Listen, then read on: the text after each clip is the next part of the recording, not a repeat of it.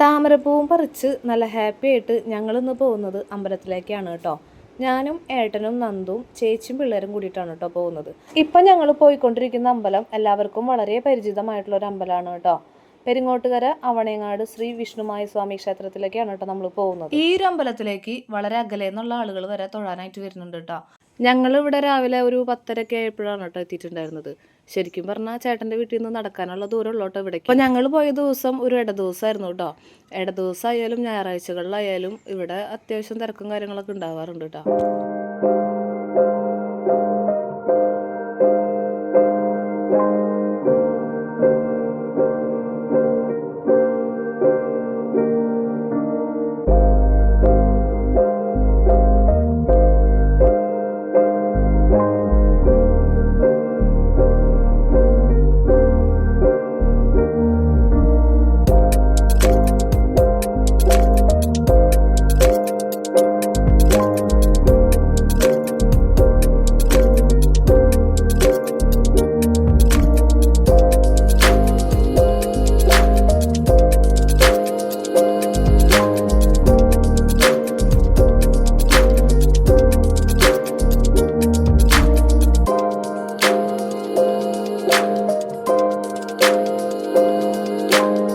കാണുന്നതാണ് നമ്മുടെ അവണേങ്ങാട് ശ്രീ വിഷ്ണുമായ സ്വാമി ക്ഷേത്രം കേട്ടോ. അപ്പോൾ ഉള്ളിലേക്ക് കയറി കഴിഞ്ഞാൽ വീഡിയോഗ്രാഫിയും ഫോട്ടോഗ്രാഫിയും ഒന്നും അലൗഡ് അല്ല.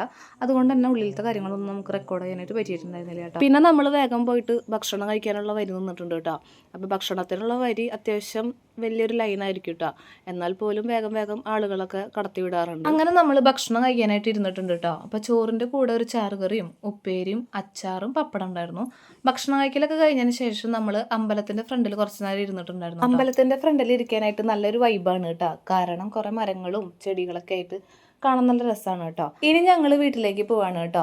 വൈകിട്ടായപ്പോൾ നമ്മൾ താമരപ്പൂവും കൊണ്ട് വേറൊരു അമ്പലത്തിൽ പോയിട്ടുണ്ടായിരുന്നു കേട്ടോ. നമ്മുടെ കേരളത്തിലെ ഏക വരാഹി ദേവി ക്ഷേത്രമാണ് കേട്ടോ ഈ കാണുന്നത്. ഈ ഒരു അമ്പലത്തിലേക്കും വളരെ അകലേന്ന് തന്നെ ആളുകൾ തൊഴാനായിട്ട് വരാറുണ്ട് കേട്ടോ. ഇവിടുത്തെ ഒരു പ്രധാന വഴിപാട് എന്ന് പറയുന്നത് കാര്യസിദ്ധിക്ക് വേണ്ടിയിട്ട് നമ്മുടെ ആഗ്രഹങ്ങൾ സാധിക്കാൻ വേണ്ടിയിട്ട് ദേവിയുടെ ആയുധമായിട്ടുള്ള കലപ്പ സമർപ്പിക്കലാണ് കേട്ടോ. ഭൂമിപരമായിട്ട് എന്തെങ്കിലും ദോഷങ്ങളൊക്കെ ഉണ്ടെങ്കിൽ നമ്മുടെ പറമ്പിൽ നിന്ന് തന്നെ മണ്ണ് കൊണ്ടുവന്നിട്ട് പൂജിച്ചിട്ട് ദോഷങ്ങളൊക്കെ മാറ്റുന്ന ഒരു വഴിപാടും കൂടി ഉണ്ട് കേട്ടോ. താമരപ്പൂ പൊട്ടിക്കുന്ന ദിവസങ്ങളിലൊക്കെ നമ്മൾ താമരമുട്ട് ഈ അമ്പലത്തിൽ കൊണ്ടു കൊടുക്കാറുണ്ട് കേട്ടോ. അവരത് മാല കെട്ടി ദേവിക്ക് സമർപ്പിക്കാറുണ്ട്. പകൽ സമയത്ത് ഈ അമ്പലം കാണാനായിട്ട് നല്ല ഭംഗിയാണ് കേട്ടോ. അമ്പലത്തിന് നടുവിലായിട്ട് ആൽമരവും അമ്പലത്തിന് ചുറ്റും പാടവും താമരക്കുളവും നല്ല രസമാണ് കേട്ടോ.